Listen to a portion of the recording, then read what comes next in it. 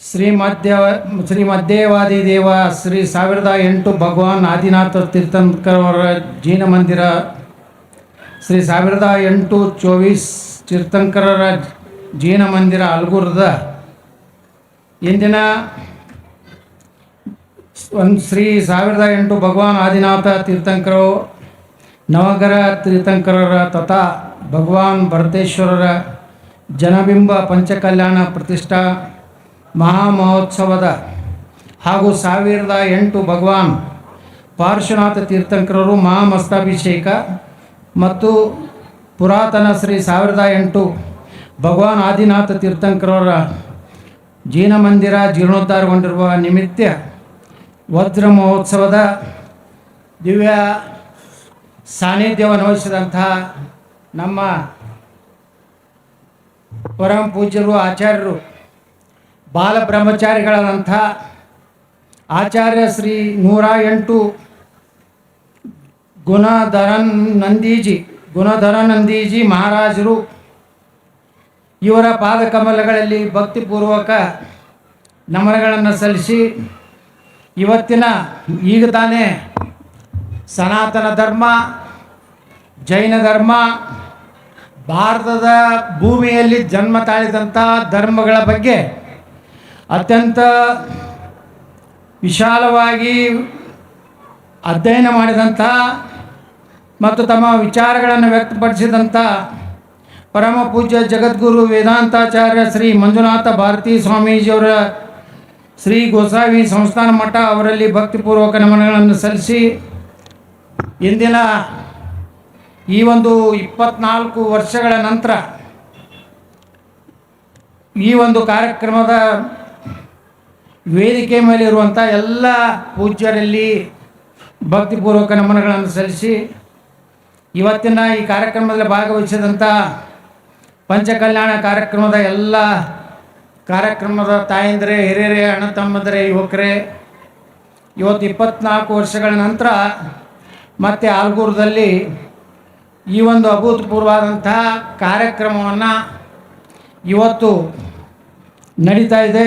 ಬಾಲಬ್ರಹ್ಮಚಾರಿಗಳಂಥ ರಾಷ್ಟ್ರ ಸಂತ 108 ಆಚಾರ್ಯ ಶ್ರೀ ಗುಣಧರಾನಂದಿ ಮಹಾರಾಜರ ಪಾವನ ಸಾನ್ನಿಧ್ಯದಲ್ಲಿ ಎಲ್ಲರಿಗೂ ಒಳ್ಳೆಯದಾಗಲಿ, ಸರ್ವೇ ಜನ ಸುಖಿನೋ ಭವಂತು, ವಸುದೇವ ಕುಟುಂಬಕಂ ಅನ್ನುವಂಥ ನಮ್ಮ ಸನಾತನ ಸಂಸ್ಕೃತಿಯ ತಳಪಾಯವಾದಂಥ ಜೈನ ಧರ್ಮದ ಕಾರ್ಯಕ್ರಮದಲ್ಲಿ ಭಾಗವಹಿಸಿದಂಥ ನಿಮ್ಮೆಲ್ಲರಿಗೂ ಶರಣಾರ್ಥಿಗಳು.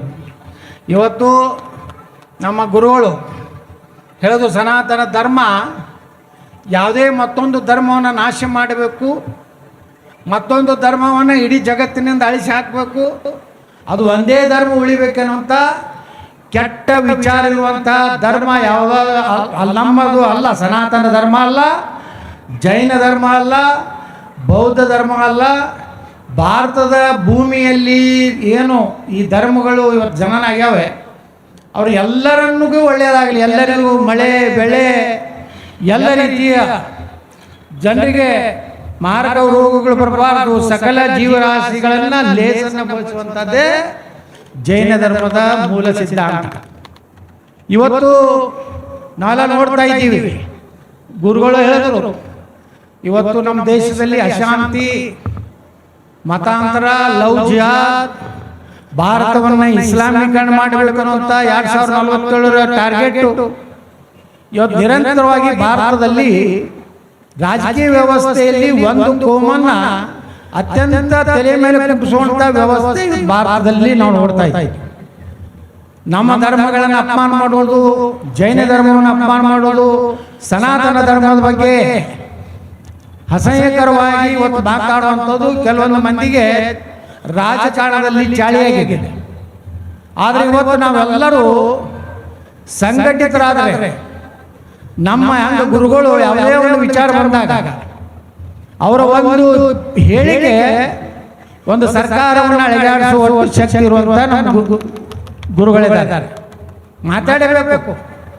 ಸಮಾಜದಲ್ಲಿ ಅನ್ಯಾಯ ಆದಾಗ ನಾವು ಪ್ರತಿಭಟನೆ ಮಾಡದಿದ್ರೆ ನಮ್ಮ ಧ್ವನಿಯನ್ನು ನಾವು ಎಲ್ಲಿ ಮುಟ್ಟಿಸಬೇಕು ಅಲ್ಲಿ ಮುಟ್ಟಿಸದೇ ಇದ್ರೆ ಇನ್ನೂ ಅನ್ಯಾಯಗಳು ಹೆಚ್ಚಾಗ್ತವೆ.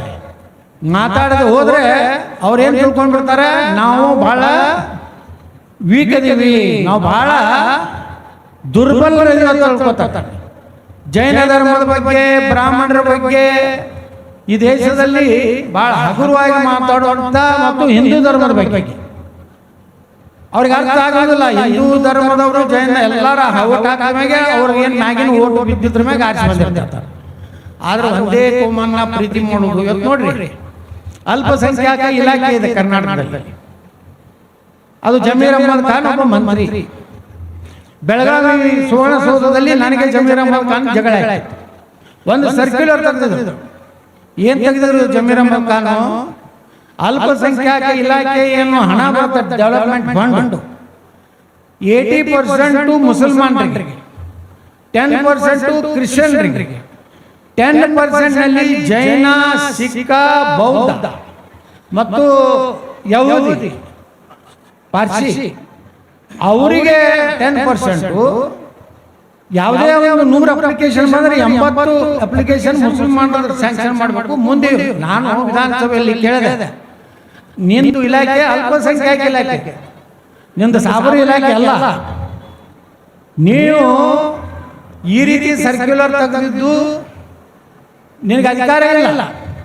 ದುರ್ದೈವ ಅಂದರೆ ಅದರ ಪ್ರಿನ್ಸಿಪಲ್ ಸೆಕ್ರೆಟರಿ ಜೈನ್. ನಾನು ನಮ್ಮದವರು ಜಗಳ ನಡೀತೀವಿ, ಜಮೀರ್ ಅಹ್ಮದ್ ನಮ್ಮದು ನಡೆದಾಗ ಜಮೀರ್ ಅಹ್ಮದ್ ಮಾತಾಡ್ಲಿಕ್ಕೆ ಆಗಲಿಲ್ಲ. ಯತ್ನಾಳ್ ಸಾಹೇಬ್ರೆ, ನೀವು ನನ್ನ ಚೇಂಬರ್ಗೆ ಬರ್ರಿ, ನಾನು ಅದು ಸುಧಾರಣೆ ಮಾಡ್ತೀನಿ, ಅದನ್ನ ಏನು ತಕ್ಕೋತಿ ಎಲ್ಲ ಹೇಳ. ನಾನು ವಿಧಾನಸೌಧ ಕೂತು ಅವ್ರ PS ಕೊಟ್ಟು ಕಳಿಸಿ ಚೀಟಿ ಕೊಟ್ಟು ಕಳಿಸೋದು, ಅರ್ಜೆಂಟ್ ನಿಮಗೆ ನಮ್ಮ ಮೈನಾರಿಟಿ ಮಿನಿಸ್ಟರ್ ಕರಿತಾ ಇದ್ದಾರೆ ಬರ್ಬೇಕಂತ. ನಾವು ಹೋದೆ ಒಬ್ಬನೇ. ಅಲ್ಲಿ ಹೋದ್ರೆ ಬರೀ ಅವ್ರದೇ ಇತ್ತು. ಅದೇನು ಪಾಕಿಸ್ತಾನ ಒಂದು ಸರ್ಕಾರದ ಒಂದು ವಿಧಾನಸೌಧ ಇದ್ದಂಗೆ ಇತ್ತು ಒಂದು ಚೇಂಬರ್. ನಾವು ಒಬ್ಬನೇ ಹೋದೆ, ಅವರೆಲ್ಲ ನನ್ನ ಕಡೆ ನೋಡ್ಲಕತ್ರಿ.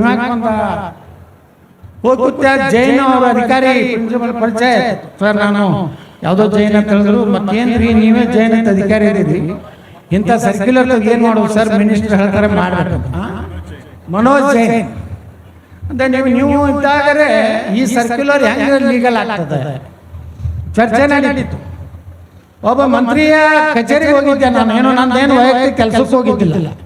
ಅಲ್ಪಸಂಖ್ಯಾತರಲ್ಲಿ ಆಗ್ತಿರುವಂಥ ಅನ್ಯಾಯದ ಬಗ್ಗೆ ನಾನು ಸರಿಪಡಿಸ್ತೀನಿ ಅಂತ ಮಂತ್ರಿ ಹೇಳಿದಾಗ ಹೋದಾಗ ಸಹಜವಾಗಿ ಚಾ ತರಿಸ್ತಾರೆ. ಚಾ ಬಿಸ್ಕಿಟ್ ಯಾವುದೇ, ನಾನೇ ಮಂತ್ರಿ ಇದ್ದೆ, ಕೇಂದ್ರ ಮಂತ್ರಿ. ನಾನು ಅಟಲ್ ಬಿಹಾರಿ ವಾಜಪೇಯಿ ಸರ್ಕಾರನಾಗ ಇದ್ದಾಗ ತಿಂಗಳಿಗೆ ಹಾಲ, ಚಾ ಪುಡಿ, ಸಕ್ಕರೆ ಸರ್ಕಾರ ಕೊಡ್ತಿತ್ತು. ಕಪ್ಪ ಬಸ್ಸನ್ನು ಸರ್ಕಾರ ಕೊಟ್ಟು ಕಳಿಸಿತ್ತು. ಅಂದ್ರೆ ಮನೆಗೆ ಬಂದವ್ರು ಚಾ ಕುಡಿಸ್ರಿ ಅಂತ ಹೇಳಿ ಅಟ್ ಚಾ ಕುಡಿದು ಜಮೀರ್ ಅಹ್ಮದ್ ಹೇಳಿದೆ. ಆ ಸರ್ಕ್ಯುಲರ್ ವಾಪಸ್ ತಗೊಂಡು ಯಾವುದೇ ಮೊದಲೇ ಅರ್ಜಿ ಜೈನರದೇ ಬರಲಿ, ಸಿಖ್ರದೇ ಬರಲಿ, ಏನು ಕ್ರಿಶ್ಚಿಯನ್ರದೇ ಬರಲಿ, ಮುಸಲ್ಮಾನ್ ಯಾವ ಮೊದಲು ಬರ್ತದೆ ಅವನು ಎಕ್ಸೆಪ್ಟ್ ಮಾಡಬೇಕು. ಆ ಒಂದು ಸರ್ಕ್ಯುಲರ್ ತೆಗೆದಿದ್ರಿಂದ ಇವತ್ತು ಕೆಲವು ಮಂದಿ ನನ್ನ ವಿರೋಧಿಗಳು ಜಮೀರ್ ಅಹ್ಮದ್ ಖಾನ್ ಚೇಂಬರ್ಗೆ ಹೋದ್ರು, ಚಾ ಕುಡಿದ್ರು. ಅಂದರೆ ಇದನ್ನು ನೋಡ್ತಾರೆ. ಆದ್ರೆ ನಾವು ಹೋದಂಥ ಉದ್ದೇಶ ಏನಿತ್ತಂದ್ರೆ ಯಾವುದೋ ಒಂದು ಸಾಂಪ್ರದಾಯಿಕ ಅನ್ಯಾಯ ಆಗಬಾರ್ದು. ಇದೇ ಬಿಜಾಪುರದಲ್ಲಿ ನಮ್ಮ ಯಾವ DC ಅವರ ಮನೆಯಿಂದ ಅಭಿನವ ಪಂಪ ನಾಗಚಂದ್ರ ಮಲ್ಲಿನಾಥ ಮಾರ್ಗ ಮಾಡಬೇಕಂತ 20 ವರ್ಷದಿಂದ ನಮ್ಮ ಜೈನ ಸಮಾಜದವರು ಹೋರಾಟ ಮಾಡ್ತಾ ಇದ್ರು. ಯಾರೂ ಧೈರ್ಯ ಮಾಡಿರಲಿಲ್ಲ ಅಲ್ಲಿ ಬೋರ್ಡ್ ಹಾಕಲಿಕ್ಕೆ. ನಾ ಜೈನ ಸಮಾಜದ ಎಲ್ಲರೂ ಬಂದರು. ನಾ ಹೇಳಿದೆ, ಶೀತಲವರು ನೇತೃತ್ವದಾಗ ಬಂದರು. ನಾ ಹೇಳಿದೆ, ನಾಳೆ ಬರ್ತೀನಿ, ಬೋರ್ಡ್ ರೆಡಿ ಮಾಡ್ರಿ, ಕೂಡಿಸಿಬಿಡೋಣ ಅಂತ ಹೇಳಿ. ಹೋಗಿ ಆರಾಮ 100 ಮಂದಿ ಹೋಗಿ ಬೋರ್ಡ್ ಕೂಡಿಸಿದ್ವಿ. ಯಾವೇನು ಪಾಯಿಂಟ್ ಬದಲ ಹಂಗೆ ಆಡ್ತಾನೆ, ಹಿಂಗೆ ಮಾಡ್ತಾನೆ, ಹಿಂಗೆ ಮಾಡ್ತಾನೆ, ನಮ್ಮ ದೇಖಂಗೆ ಯಾವ ದೇಖಂಗೆ ಇಲ್ಲ. ಬಿಜಾಪುರ ಏನು ಆದಿಲ್ ಸೇನ್ ಹಾಕೊಂಡಲ್ಲ, ಇದು ನಮ್ಮ ಬಿಜಾಪುರ. ಮುಂದೆ 1008 ಸಹಸ್ರಪಣಿ ಪಾರ್ಶ್ವನಾಥ ಮಂದಿರ ಮೊನ್ನೆ 10 ಕೋಟಿ ರೂಪಾಯಿ ಸಿಮೆಂಟ್ ರೋಡ್ ಮಾಡಿ, ಲೈಟ್ ಮಾಡಿ ಅದನ್ನು ಡೆವಲಪ್ ಮಾಡಿದ್ವಿ. ಅಲ್ಲಿ ಅವನು ಅವ್ರ ದರ್ಗಾ ರೋಡ್ ಇತ್ತು ಮೊದಲು. ಅದನ್ನು ನಾನು ಅಧಿಕೃತವಾಗಿ ಸರ್ಕಾರದಿಂದ 1008 ಸಹಸ್ರಪಣಿ ಪಾರ್ಶ್ವನಾಥ್ ಮಂದಿರ ಮಾರ್ಗ ಹೆಸರು ಇಟ್ಟು ಅವತ್ತ ಅವ್ರ ಓಣ್ಯಾಗೇನೆ ಯಾರು ಗುರ್ತಲ್ಲ, ಯಾರು ಓಣ್ಯಾಗ ಅಲ್ಲಿ ನಿಂತನೇ ಉದ್ಘಾಟನೆ ಮಾಡಿ. ನಾವು ಗಟ್ಟಿನೂ ಆಗ್ಬೇಕು. ಯಾಕಂದ್ರೆ 24 ತೀರ್ಥಂಕರು ಮೊದಲು ಕ್ಷತ್ರಿಯರೇ, ಅಲ್ಲಿಂದ ಅವರು ಜೈನ ಧರ್ಮವನ್ನು ಬೆಳೆಸಿದ್ರು, ಧರ್ಮವನ್ನು ಬೆಳೆಸಿದ್ರು. ಅದೇ ರೀತಿ ಇವತ್ತು ನಾವು ಅಖಂಡ ಭಾರತದ ಸಾಮ್ರಾಟ ಚಂದ್ರಗುಪ್ತ ಮೌರ್ಯ ಇಲ್ಲೇ ಶ್ರವಣಬೆಳಗೊಳ ಬಂದು ಸಲ್ಲೇಖನ ತಗೊಂಡಿರುವಂಥದ್ದು ಇತಿಹಾಸ. ಚಾಣಕ್ಯ, ಆಚಾರ್ಯ ಚಾಣಕ್ಯ. ಇವತ್ತು ನೋಡ್ರಿ ಭದ್ರಬಾಹು, ಇವತ್ತು ಚಾಣಕ್ಯನ ಅರ್ಥಶಾಸ್ತ್ರ ಇವತ್ತೂ ಸಹ ನಮ್ಮ ಅಸೆಂಬ್ಲಿಯಲ್ಲಿ ಪಾರ್ಲಿಮೆಂಟ್ನಲ್ಲಿ ಚರ್ಚೆ ಆಗ್ತದೆ. ಚಾಣಕ್ಯ ಏನೇನು ಹೇಳ್ತಾನೆ, ಯಾವ ರೀತಿ ಒಂದು ಆರ್ಥಿಕತೆ ಇರಬೇಕು ಅಂತ ಒಬ್ಬ ಶ್ರೇಷ್ಠ ಅರ್ಥಶಾಸ್ತ್ರಜ್ಞ ಈ ಒಂದು ಅಖಂಡ ಭಾರತದ ಒಬ್ಬ ಸಾಮ್ರಾಟ ಇದ್ದಂಥ ಚಂದ್ರಗುಪ್ತ ಮೌರ್ಯನ ಒಂದು ಮಾರ್ಗದರ್ಶಕರು ಸಹ ಜೈನ ಧರ್ಮವನ್ನು ಕೊನೆಯ ದಿವಸದಲ್ಲಿ ಸ್ವೀಕಾರ ಮಾಡಿ ಇದೇ ಮಾರ್ಗವಾಗಿ ಶ್ರವಣಬೆಳಗೊಳ ಇಲ್ಲಿನೂ ಸಹ ಈ ಗುಡ್ಡದಲ್ಲಿ ಭದ್ರಗಿರಿಯಲ್ಲಿ 4 ವಾರ ಏನೋ ಯುದ್ಧ ಹೋದಂಥ ಇತಿಹಾಸ ಇರುವಂಥ ಭಾಗ ಇದೆ. ಅಂದರೆ ಚಂದ್ರಗುಪ್ತ ಮೌರ್ಯ ತನ್ನ ವಯಸ್ಸಾದ ಅವನ ಮಗ ಬಿಂದುಸಾರನ ಮಗ ಅಶೋಕ.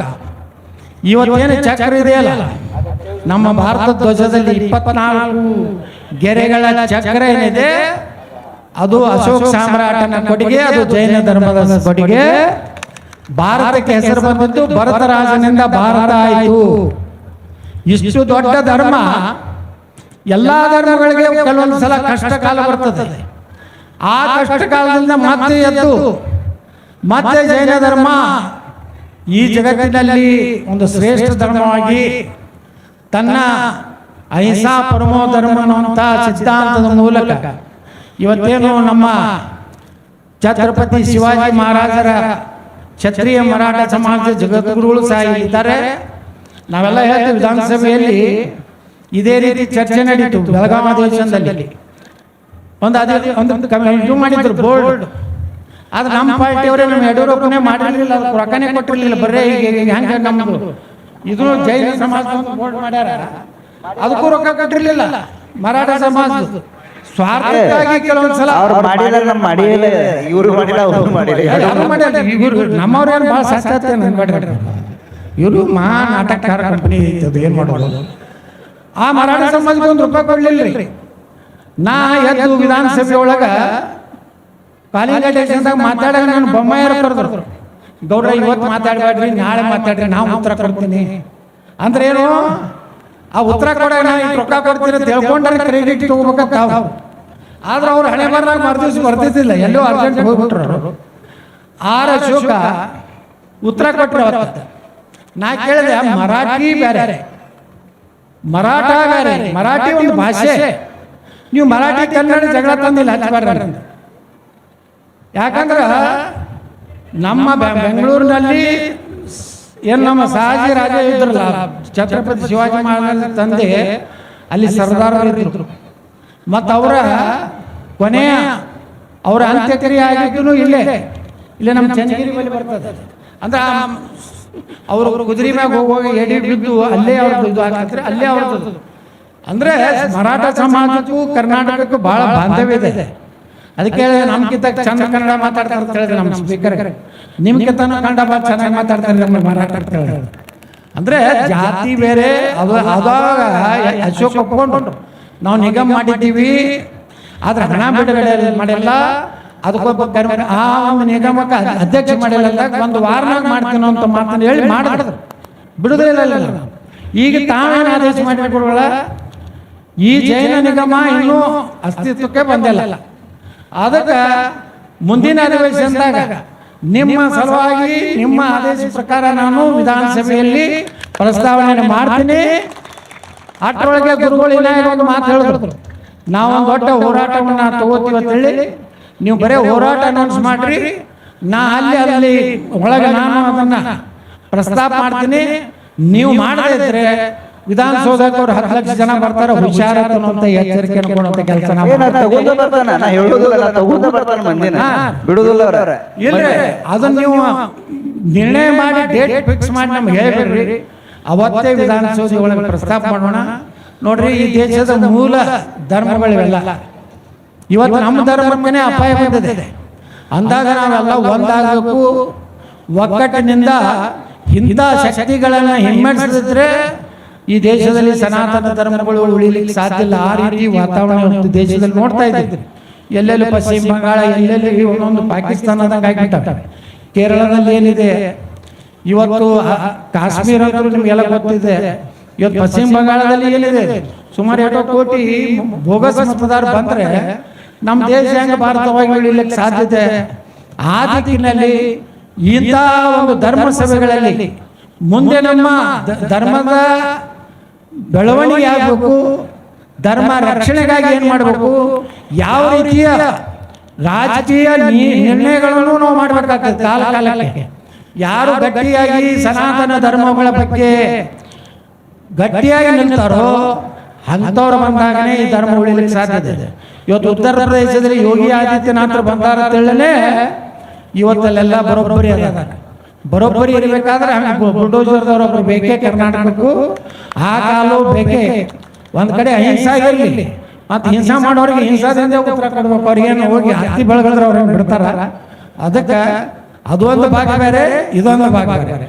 ಕ್ಷತ್ರಿಯರು ಬೇಕು, ಅಹಿಂಸಾ ಧರ್ಮವನ್ನು ಬೆಳೆಸೋರು ಬೇಕು. ಈ ಎರಡರ ಒಂದು ಕೊಂಡಿಯಾಗಿ ನಮ್ಮ ಗುರುಗಳ ನೇತೃತ್ವದಲ್ಲಿ ಇವತ್ತೇನು ಈ ದೊಡ್ಡದಾದಂತಹ ಒಂದು ಕಾರ್ಯಕ್ರಮ ಆಗಿದೆ. ನನಗೂ ಈ ಒಂದು ಕಾರ್ಯಕ್ರಮದಲ್ಲಿ ಭಾಗವಹಿಸುವಂಥ ಅವಕಾಶ ಕೊಟ್ಟಂತ ಈ ಒಂದು ಕಾರ್ಯಕ್ರಮದ ಎಲ್ಲ ಸಂಯೋಜಕರು, ಯಾಕಂದ್ರೆ ಇಷ್ಟು ದೊಡ್ಡ ಕಾರ್ಯಕ್ರಮ ಮಾಡೋಣ ಅಂದ್ರೆ ಸರಳ ಅಲ್ಲ.